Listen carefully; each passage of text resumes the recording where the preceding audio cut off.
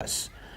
So you have different kinds of things. If you want to starve in the desert, you can buy that kind of adventure now. They'll take you by helicopter. They do this in Canada. They do this survival tourism. Survival tourism, you fucking nuts. Survival tourism. You can sell them any kind of shit, Anything. It's an adventure. We're going to drop you off in the tundra 800 miles from any human being and 30 millimeters from the nearest million horseflies. And good luck. We're not going to give you any food, and we'll pick you up in a week. If you have a problem, you can phone us. It'll take us 24 hours to get there. And it's like, yes. And they get charged $14,000. Can you imagine? Fly them up in a helicopter, you drop people off in the middle of nowhere. People are bitching about paying 100 euros for a room. Talk about insanity, Have an adventure. And there they go. So we sell adventurism for people who have lost any sense of purpose, who don't feel full of life because they're afraid of death. And so this is the great gate of selling, hey, let's have some fun. Think about that with a 28. A 28 is really turned on by moments of the unexpected. They really are. If you're a 28 and you have a car accident and it's not too serious, after you get over the initial shock, there's a rush of joy.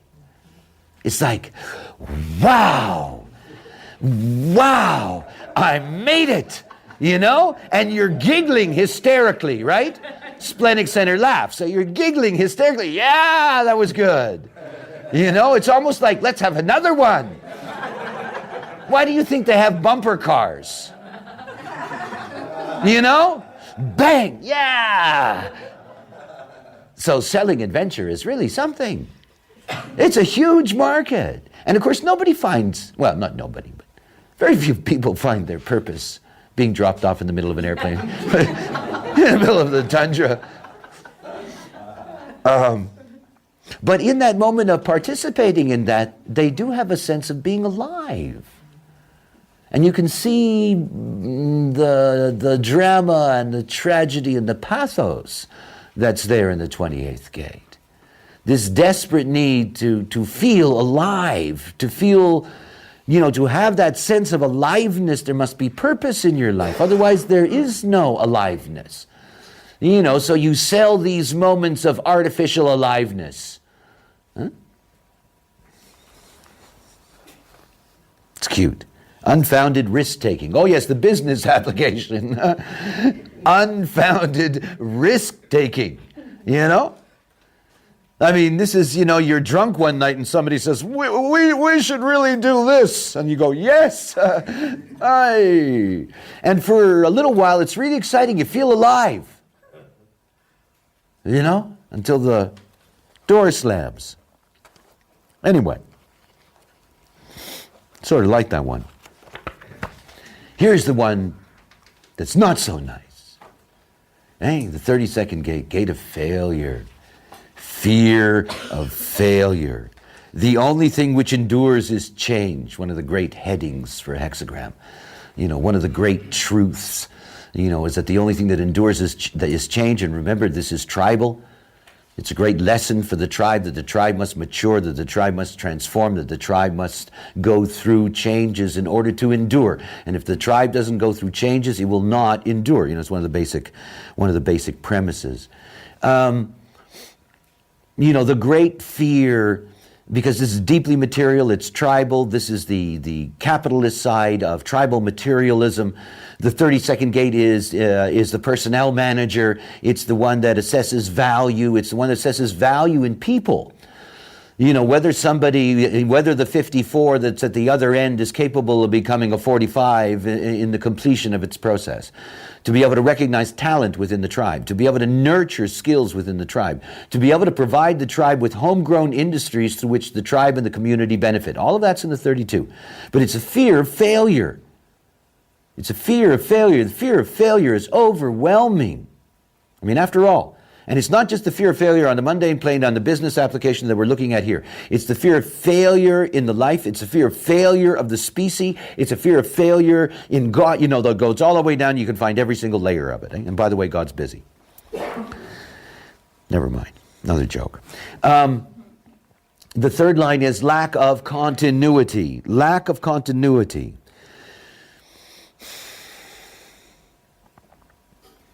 Through the 30-second gate, you sell people anything that will help them get over their fear of failure. And we all know that there's a zillion things you can sell people to help them get over their fear of failure. You can sell them drugs, you know. I mean, you can sell them just about anything, you know, to try to help them get over their fear of failure. And one of the things about it is that all of it is about the teaching of continuity. How to maintain continuity. You know, the only thing that endures is change. But change doesn't mean that things have to die on the vine. You know, change is something that can be evolutionary. And though what began as A ends up being Z, there is a line of continuity. And it's this line of continuity that's so important. This is the survival of the tribe, the continuity. Yes, the tribe used to hunt with shields and spears. You know, now the tribe goes to supermarkets in Porsches. You know, but there is still a continuity. The tribe is still together. There is still the continuity of the processes of the tribe. It's a you know, they are supporting each other and so forth and so on. So very important, this lack of continuity, indecision and persistent reevaluation that only because of its basic intelligence manages to endure. Indecision in times of transformation. And this is one of the basic dilemmas in business. You know, the whole thing about a business is that a business, any kind of enterprise, is structured theoretically. And yet we know that, you know, life is not like that. And no matter how good your formula is, you know, you're going to meet the fates. You're going to meet bumps in the road. You're going to meet changing times. You know, it's great that you just built a hotel on the banks of the Tigris, you know, and all of a sudden George bombs it. And it's like, well, you know, bad timing, you know, I'm sorry, you know. It's like these people that on the West, I think it was in the West Bank, you know, they built a casino. They built a fucking casino. Are they crazy? Are they crazy? They built a casino. Suicide bombers live next door. You know, who's going to go to that casino? Nobody. And there's this huge, huge, empty elephant, you know, that's sitting there. I mean, there is madness in the world, right? Okay, so one of the things to recognize is that every single enterprise has to deal with the fact that failure is guaranteed if there's no continuity. Period. It's just guaranteed. You know, in the age of mergers and acquisitions, which is fortunately mostly over, it was a disaster. Because unless you have a very clean line of continuity, unless there is true sense of support in the tribal sense that allows continuity, the company whose name disappears. You know, you got a company that's 30 years old. It has its own culture, it has its own movement, it has its own continuity, it has its tribal roots in the company town, all of that stuff, and the ABC globalization conglomerate buys it and shoves it in some deep back pocket. You know, and slowly but surely you have deterioration in that because there is a death that takes place rather than a continuity. And it's one of the basic things to recognize. Now, I'm simplifying these things, but I want you to grasp something about the essence of making money. The essence of making money is that it's a living process. It's a living process. It's not a stagnant process. It's living, and it's a living interaction. It's an energy field. It's an energy prana. Things change. Circumstances change. You can have a company that gets by virtually, because you don't really have a personality that walks in the door that can make your company work at a person-to-person basis. And then suddenly you have a person like that walk in the door. You're not going to stick them to the virtual. You grow with what's living. There's potential. You try something else. You evolve. It's all part of the process. And so here you have a very, very specific kind of, it's why in my simple language, when I first began to describe this circuitry, and I talked about this as the personnel manager, it really is about the recognition of the relationship between the times we live in and the potential of the talent that's available. And it is about this ability, adaptation. It is about this ability to constantly adapt. If you don't adapt, you die. If you don't change, you die. And in most cases, even if you have a very good product, if you don't change, you just stagnate. You stay at the same sort of level. This was my situation coming into the beginning of my third 7-year cycle. And I recognized that, this was going to be a straight line. This was going to be a stagnant field because it was very different than when I had started the cycle before or the cycle before that. The circumstances had changed. The personnel, in the larger sense, had changed. And the demands of the times demanded an evolution. And if you don't change, you don't endure. No matter what the change brings. That's something else as well, is to recognize the way in which all things grow. Human design grew out of a single seed. And then it just grows. And by the time it gets big enough, it becomes something else. When you see the seed and you look at it, and you put it in the ground, it is not really possible for that seed to be able to live as a full tree with all its fruit. Different movie. So this is all about change, and it's all about understanding that a business cycle is a 7-year cycle, and that every single viable enterprise, whether it's a one-person entrepreneurial or it's a vast corporate enterprise, every single one of those enterprises have to go through transformation every 7 years or fail. Or fail. And of course, we have all kinds of merchants that will sell you what to do. But the real thing is, how well are you trained to be aware in your process? See, where I come from in terms of the hierarchy, when I look out at the hierarchical plane and I see that projectors were placed on the ascendancy, that it is clear to me that the only way in which we're going to operate successfully as a whole is if we are properly guided by those who are properly trained. I'm not talking about projectors the way I experience them now. In most cases, I think projectors really have a long way to go. But the moment that you have correctness out of the projector, which is the skill to ask rather than the conditioning to demand or tell, is the moment that we begin to have a way in which all enterprise should be guided. Because enterprise needs to be guided. It's there in all of the basic fears that we have. And it's there in almost all of the places that I go to, in this home mapping of the material plane, is to recognize that guidance is essential. It's essential.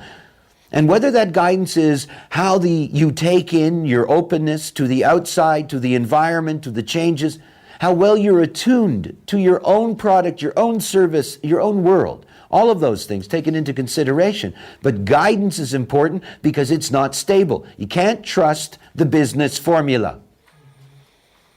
You can't. You can follow it to the very best of your ability, but you can't trust it because you know that life is going to get in the way.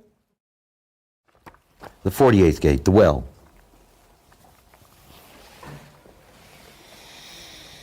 This is one of the most hilarious of the material lines for me.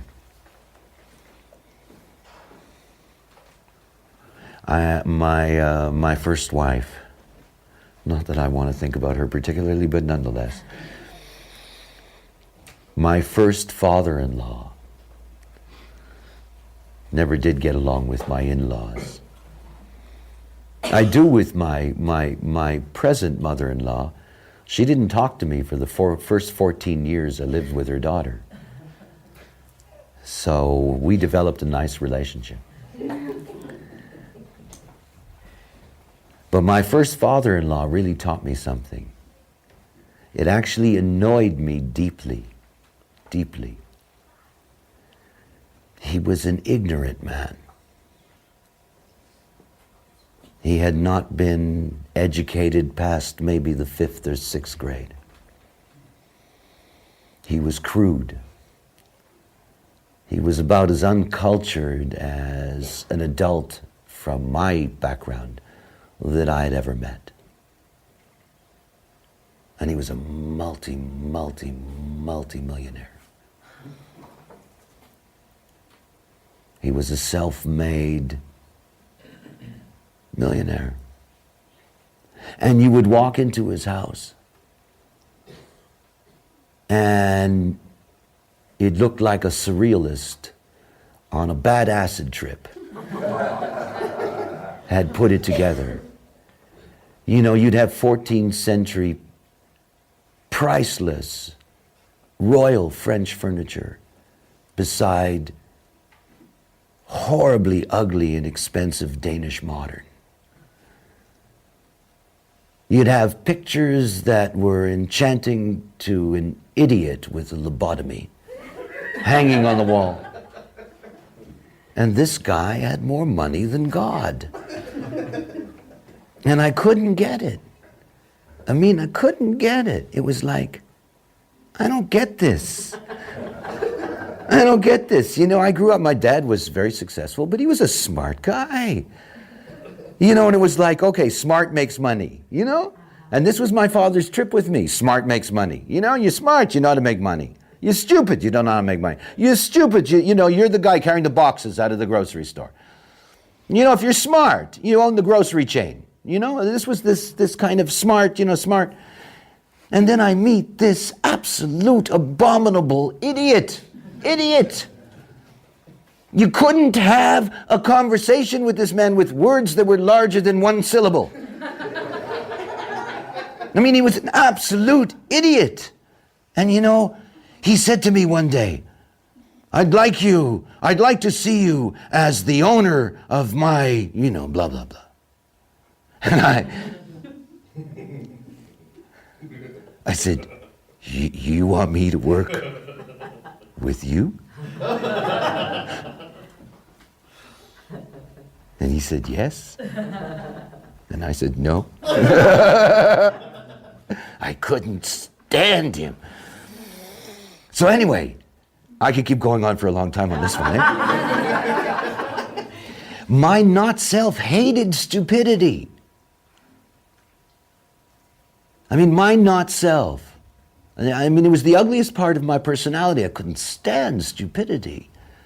I mean, I did everything in my power to insult this man to his face. I couldn't stand him. He was an idiot. He didn't like me. From the day I married his daughter, he had me followed by detectives. Can you imagine? And they got such good pictures.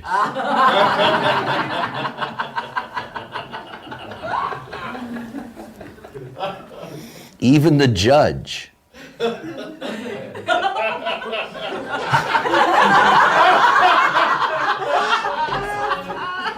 Who was sitting under a huge crucifix. A huge crucifix.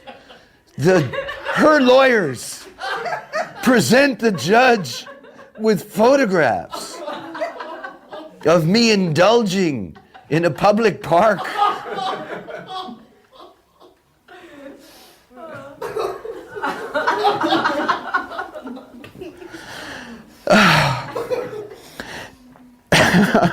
The 48th gate.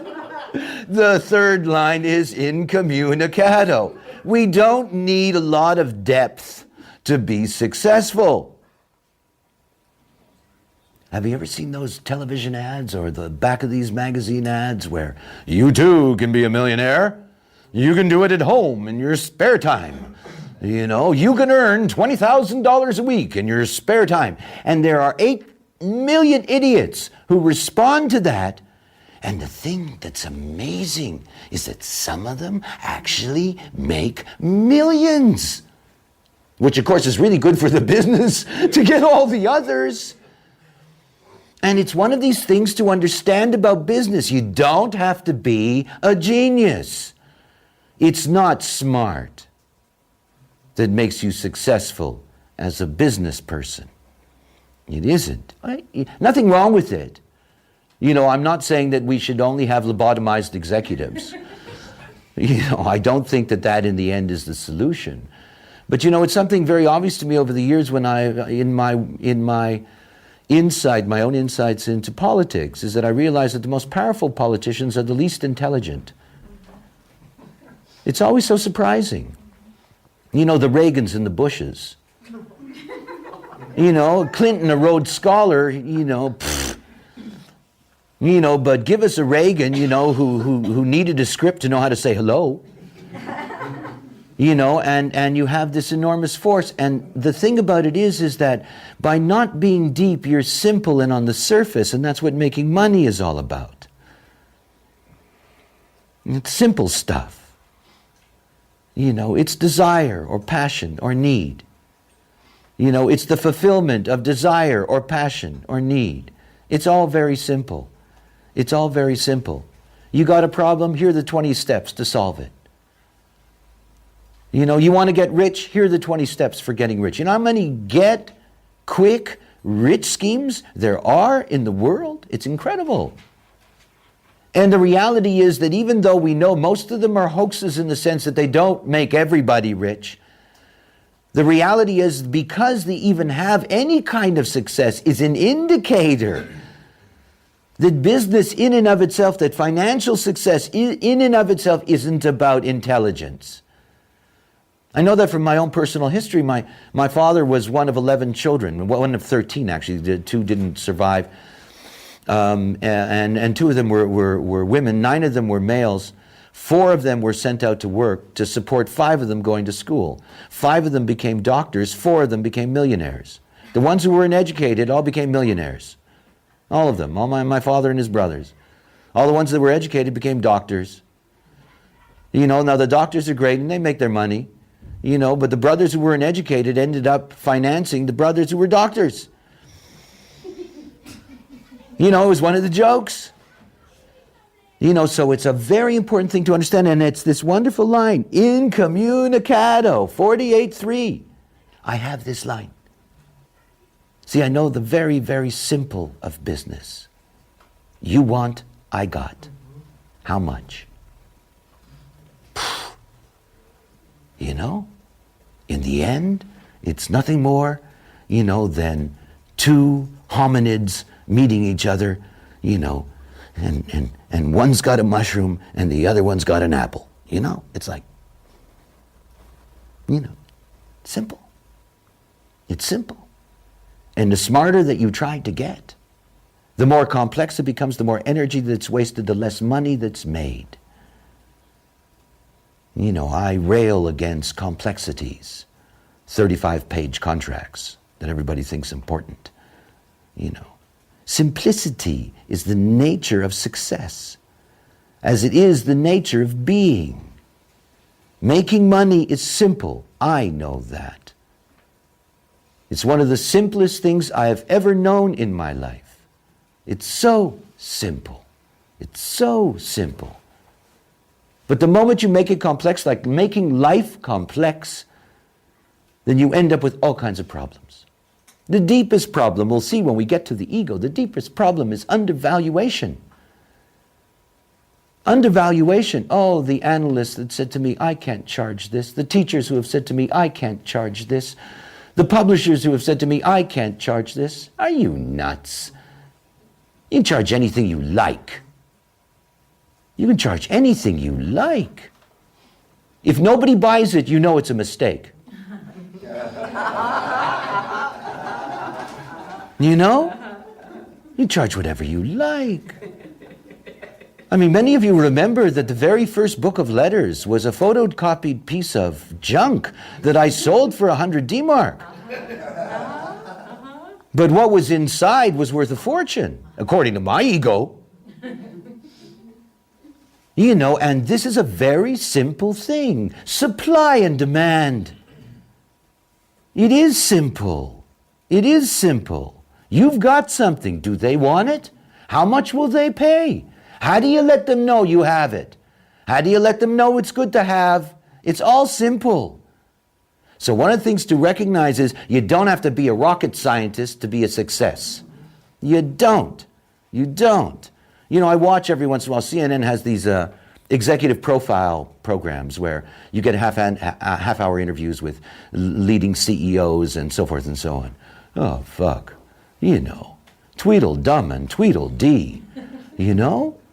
I mean, they're great when they're talking about their business. You know, they have their set phrases, like talking to spiritual people. You know, they have their set phrases, you know. But ask them something that isn't part of their set language.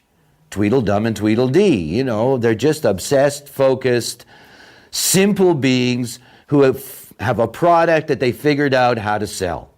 You know? Simple. So remember this incommunicado. It's very, very important. Sometimes being too smart gets in the way of being a success.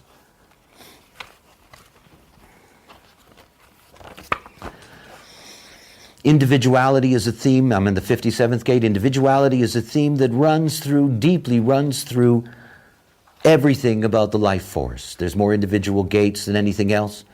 So you have this deep power of individuality. I go to that because I want you to understand that one of the most powerful senses for us is acoustic. It's acoustic. You know, the only way that you can really sell anything, the deepest way that you can sell something is acoustic. It's why, for example, that word of mouth, regardless of all other advertising, and all other advertising can initiate word of mouth, that word of mouth, one person telling another person about something independently, is the most powerful advertising we have. It is advertising that is seen without motivation. In other words, they're not telling you that it's great because they want you to buy it. They're telling you it's great because they've accomplished something. In other words, they've been able to progress in terms of style. And remember, individuality brings this whole business of that we have to adapt our styles, our clothing styles, our living styles, on and on and on.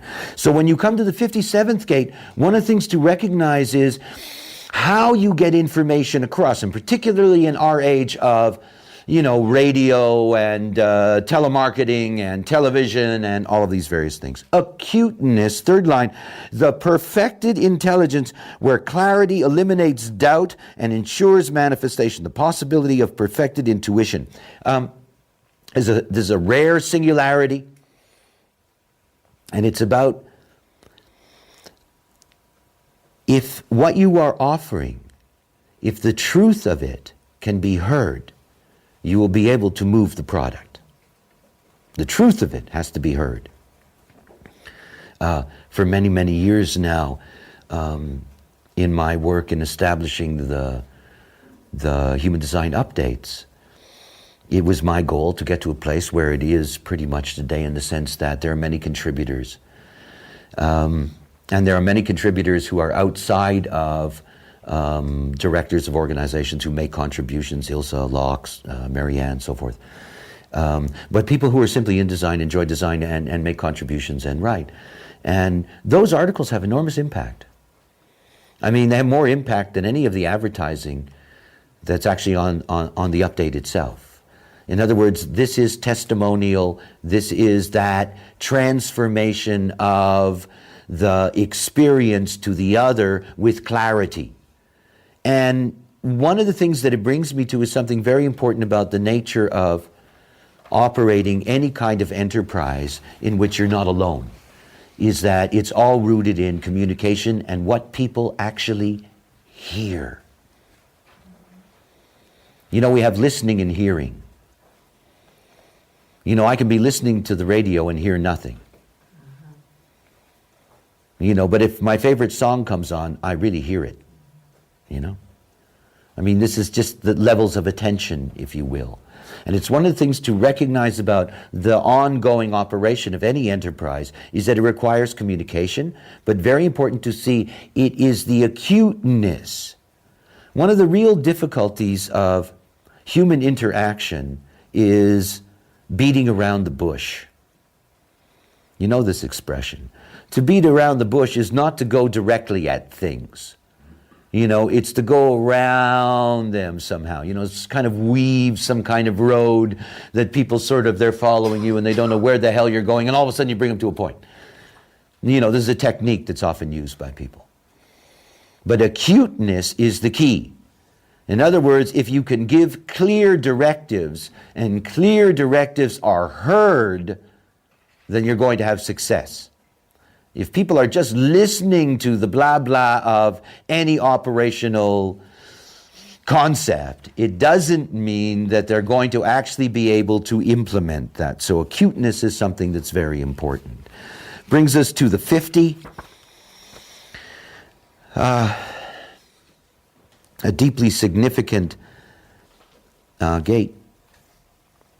You know, the 50th gate is the source. As the 6th gate is the source of the wave, the 50th gate is the source of intelligence, what we call intelligence.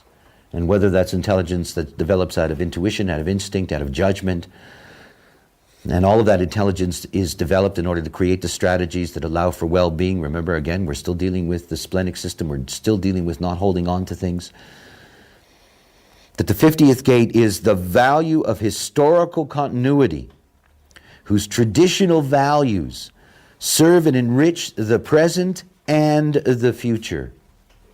Historical continuity.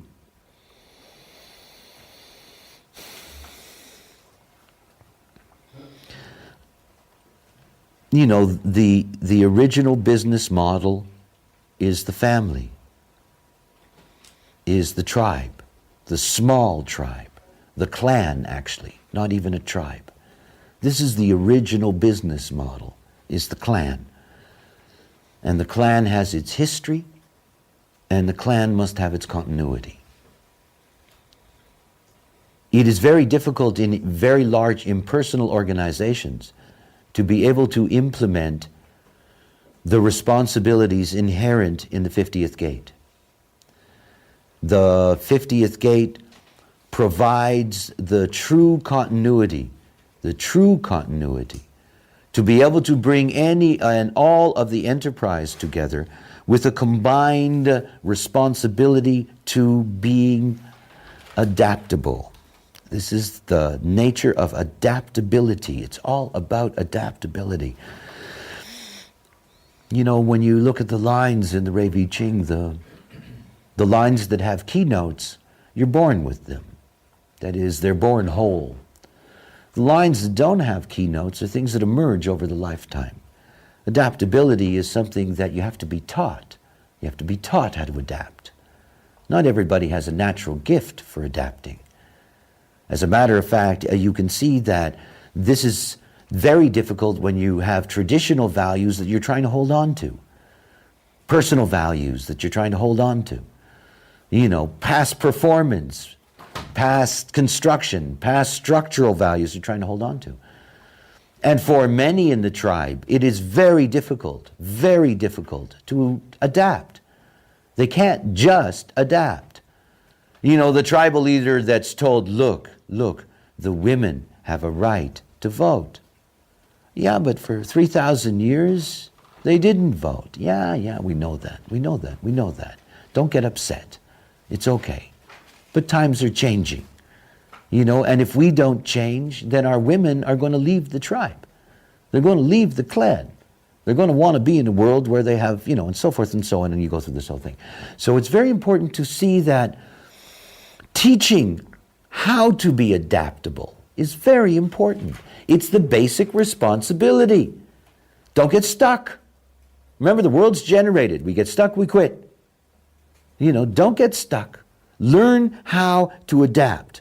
When unable to make it alone, will naturally align itself with nurturing and protective forces. The awareness that to maintain one's principles and values, the support of others is necessary. And this is very, very important. Otherwise, there's all this resentment that comes out.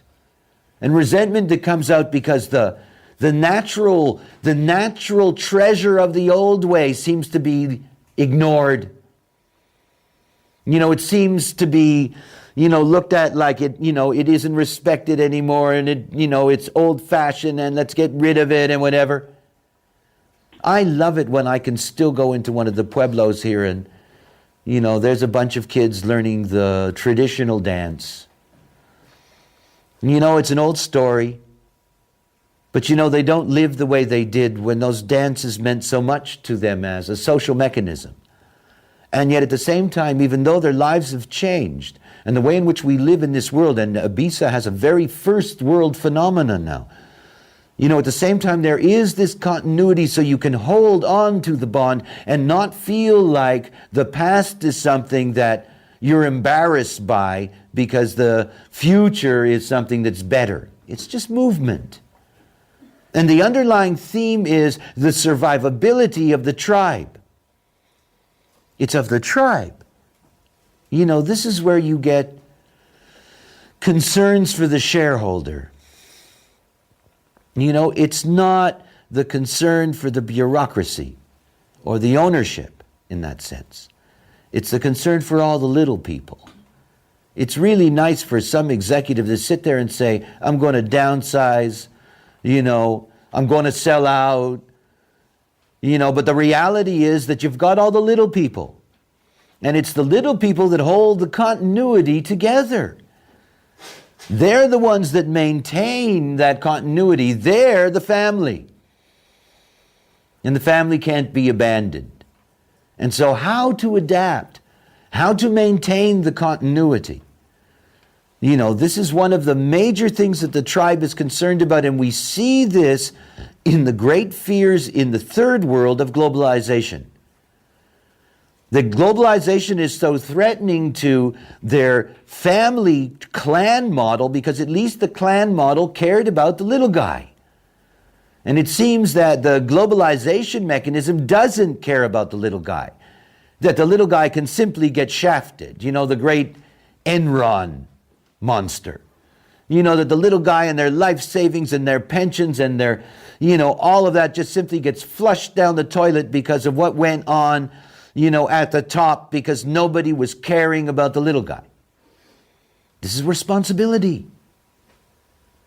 And it's not simply just teaching about how to be responsible to your own, but being responsible to your clients.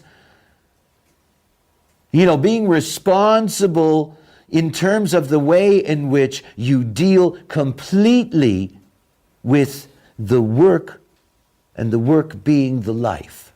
And it being intelligent, and it being of value to the other. So adaptability, unable to make it alone, naturally aligning, and it's those forces that naturally align to that. The 50th gate's the gate of Moses. Here's the law. But the law isn't God's law for me. I'm not going to be big chief uno number 10, and take everything in. This law's for you. It's for you. And this is one of the things to recognize about the 50, is that their responsibility is to the other. They're the ones who are here to say this is a value to the other. And it's also a value that the other is here with me in this enterprise, and so forth and so on. All right, let's get out of holding on to things that aren't good for you and go to trying to be mentally certain. Let's pretend that I know what I'm talking about.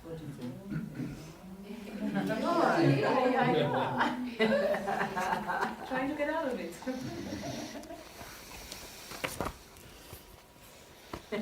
I don't like the 44.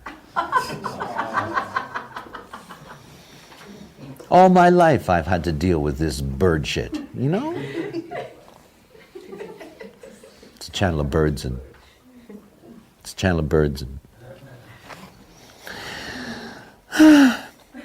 Okay. The 44th gate. Don't want to leave it out. The success of any interaction, is based on the absence of any preconditions. The success of any interaction is based on the absence of any preconditions. However, the theme is interference. Funny how life works. No preconditions, but the theme is interference, right? It looks like there's no preconditions.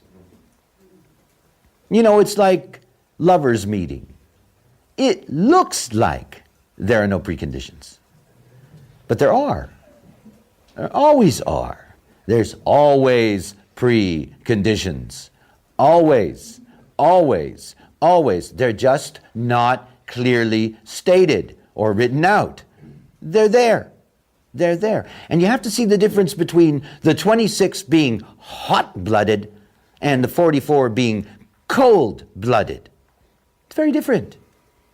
The 44 is ruthless in its capacity. After all, the 44 has the most difficult job of all awareness. That is, managing the ego. It's not easy to manage the ego. So the 44 needs this capacity. Interference, the failure to interact based on circumstances, the ability to recognize the threat of interference and to prepare for its effects, the alertness and instinct to handle the ego of others. This is the great gate of manipulation. Manipulation. The hand, mano, you know. Manipulation. And it's one of the things to understand about being able to derive the best out of the ego is that it has to be manipulated. If you don't manipulate the ego, it will not respond. You know, the ego needs that. You know, if the 37 wants to manipulate the ego, it has to provide affection. If the 44 wants to manipulate the ego, it has to provide the massage. You know, the affection is you're wonderful. The massage is you're great. You know, the 44 is always there to massage the ego. Oh, you're wonderful. You had a great week. You're doing a great job. You know, because otherwise the ego won't give you its willpower. I mean, after all, the ego is not intelligent. It's not intelligent. And will is something that just doesn't go boop and arrive. It's drawn out. The ego is lazy. Basically, the ego likes rest much more than it likes effort. It just does. So it needs to be drawn out. So one of the things to understand about the 44 is that the 44 is always interfering. Always interfering. And interfering in a positive sense. I mean, you can see interference as negative. Interfering in the sense that it's trying to get the very best out of the ego. The 44 has very deep fears. It's the fear of the past. It's the fear of the past. So, you know, holding on to things from the past. This is directly out of the progression from the 32.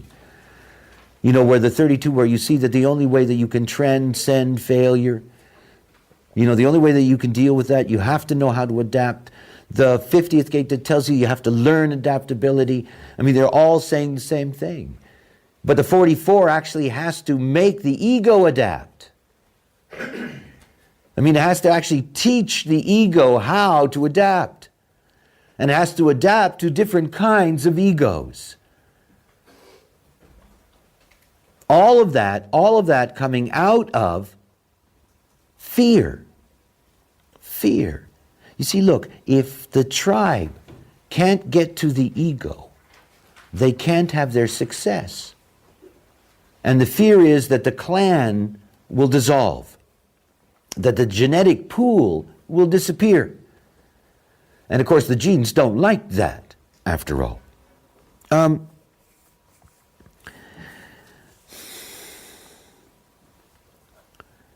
There is a great deal of projection caught up in the 44. Because the 44 is always trying to figure out what somebody can be based on inflating their ego. And what egos can be inflated, and how far to inflate them in order to control them. So this is really the hand, eh? And it's something to understand that this is the only direct connection, the heart center to the splenic center. This is the only direct connection between the ego and the heart and the stomach muscle and the gallbladder and the thymus gland and the T cells to the spleen.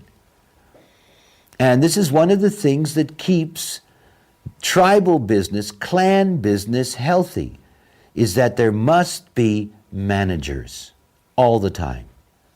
That the forces must be managed. That the ego dynamics must be managed, must be manipulated, must be cajoled, must be motivated, all of these things in order to avoid the fear of clan collapse, that the business will fail. Now can I get out of the spleen? Thank you. Chia. There's only 6 gates in the ajna, right? I should be able to work this one through. Maybe. 17. When we're dealing with the ajna center, the not self open ajna center, what that not self is all about, and it's the deepest in many ways not self because it's mental to begin with, is pretending to be certain.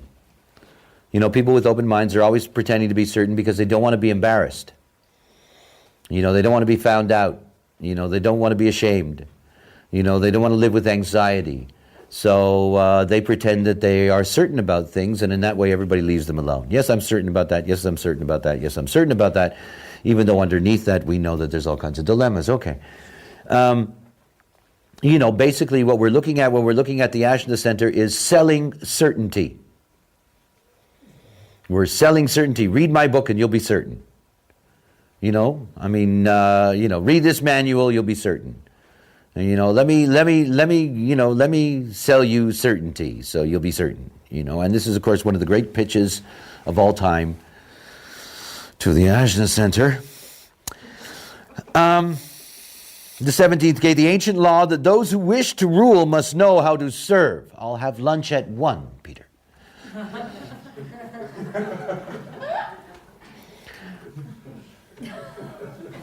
And don't spill any wine. That's how you sell certainty. I used to be there. You can be certain about this diet because I took it. I was there. I worked my way up through the factory to the top. Let me tell you how you climb the ladder. So you can be certain too. Okay. And the whole thing about the certainty program, when you're dealing with the logical circuitry certainty program, is that you end up with teachers and followers. Hi. I'm a 62, I'm not a 17. So I sell you hierarchical certainties. Let me prove it to you. So you can be certain. Right? Oh yeah, it works this way. Right, we're certain now.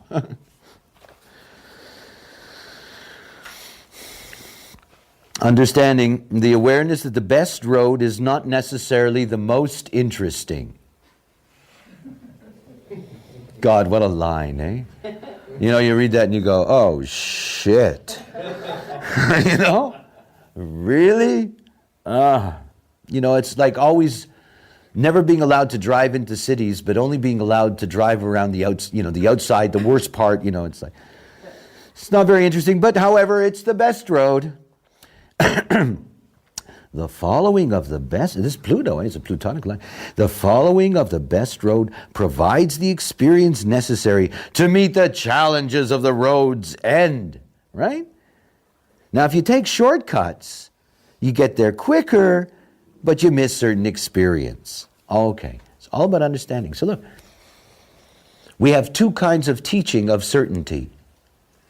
We have the original human design educational program that took place in 30 minutes.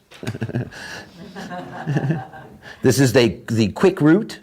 Locke was one of those graduates. 8 seconds after he met me, he was doing readings. This is the quick route. And then we have the long, extended route. We have the 7, 8, and 9-year warriors, who are on the long program of gaining certainty. And you can see that you sell two kinds of certainty, and you can see that in the way in which we sell education, because it's very much educational. Right? Certainty is about training people, educating them. This is where we have the thing that I think is the funniest. Let me go back to my father-in-law, the asshole. Let me go back to this jerk. All of a sudden in the 70s, the biggest, most expensive universities in the world began to really publicize, Masters of Business Administration, MBAs. And I kept on looking at my father-in-law. And I kept on thinking, yeah, I wonder how well he would do in that environment. Because, of course, this is the smart business environment. You can tell because of the quality of their suits. But nonetheless, it's a different story entirely. This is the educational stream. So remember something about the educational stream. If you're in the education business, we're all in the education business, we have always a binary to sell. It's what I've been selling. I sell the quick hit. You're a generator, make decisions in response, get lost. That's the quick hit. This is the shortcut. Certain things are missing, we know that. But the end result is that if they pay attention to that, we've achieved our goal. The other is the long route. To get to a place where we have 7-year experienced professionals and so forth and so on. And it's always very important to understand that that is the basic way in which we are receptive to education. There's the part of us that wants the quick hit. The dummy books, the Microsoft dummy books. They're an enormous success. They're an enormous success. Because everybody wants, dumb it down for me. Make it simple for me to get it quickly. Okay, that's one side. And the other side is, don't make it simple for me. Give me as much as I can digest. Give me everything that I can. Let me ponder the universe. Pile on the books for me. There are people who come to courses, if they don't walk away with books like this, they're really upset. I'm not being educated. It's like you go into your first literature class in university, you got a reading list that has 870 books. And you go out and say, got a heavy course this year. We're going to go deep. We're going to go really deep. And there's somebody else reading the comic book version. And so it's one of the things to understand about, the marketing of education. You've got two ways in which it goes. And of course, you've got scams in both. Let us not forget that. The get rich quick stuff that's mostly a scam. The long-term educational stuff. Who the fuck has been studying to be a Rosicrucian for 12 years? It's like there's a lot of long-term stuff that just makes you look weirder. You eventually look like, have you ever seen these druids that hang out at Stonehenge at the equinox? Or the solstice? Ooh, funny looking people, eh?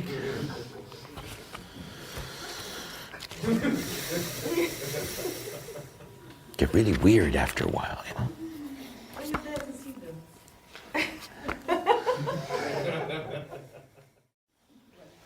Peace.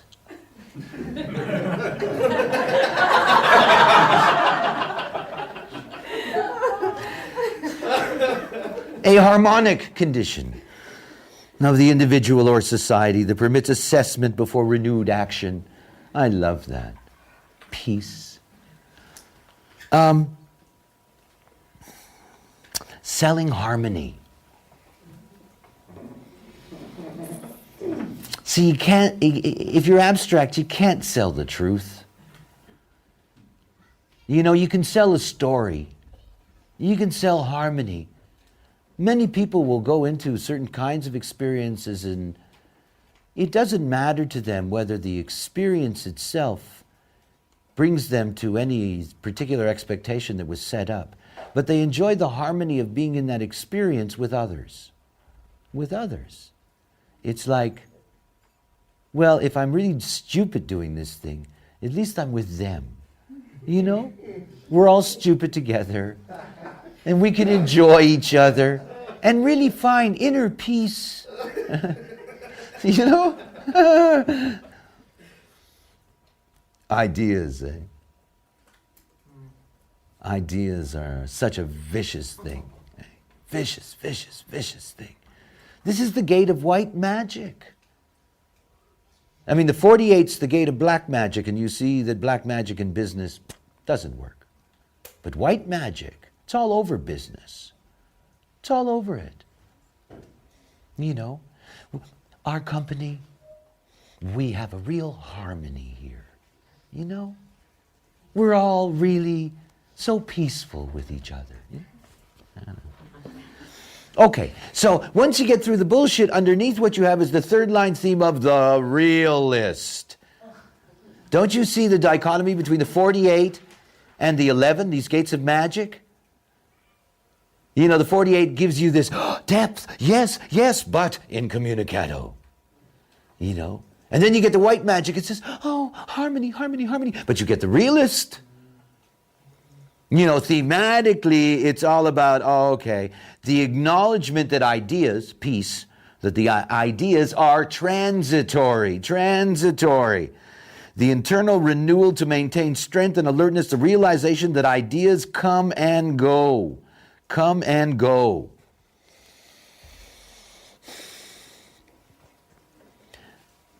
There is no way to avoid the abstract in order to be healthy. We need continuity out of the past. Ideas grow out of past experience. Ideas can be very powerful. You know, think tanks, bull sessions, you know, the kinds of things where you break down the hierarchy in a situation so that everybody is free to speak.